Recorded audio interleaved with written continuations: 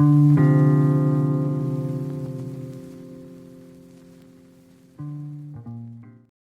everyone, welcome back. If you have ever considered making chicken tenders at home, this recipe is a must try. The cornflakes add such a nice flavor to this recipe and is sure to be a hit with your family and will be gone in seconds. It's crunchier and so tasty. Tender, juicy chicken breast crusted in our favorite cornflakes and fried to a crispy perfection. Let's see how to make cornflakes chicken tenders. First, you will start by cutting the chicken breast into strips, or you can straight away use boneless chicken. I have taken 200 grams of boneless chicken here. I like to pour a generous 2 tablespoons of curd and 2 tablespoons of milk over the top.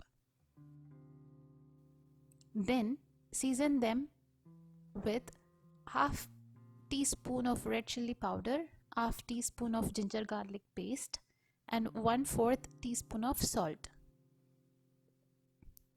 Use clean hand to mix it well. Toss it in the refrigerator for 4 to 6 hours. Then remove it while you whip up the breading.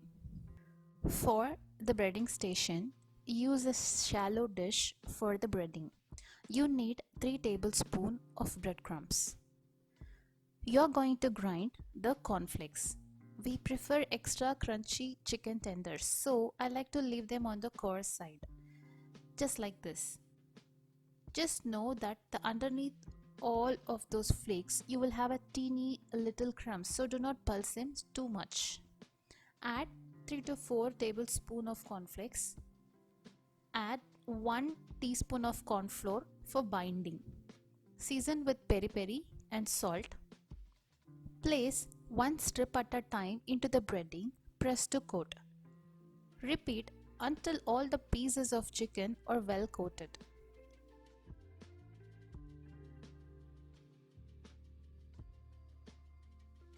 Fry chicken, turning once until golden and just cook through.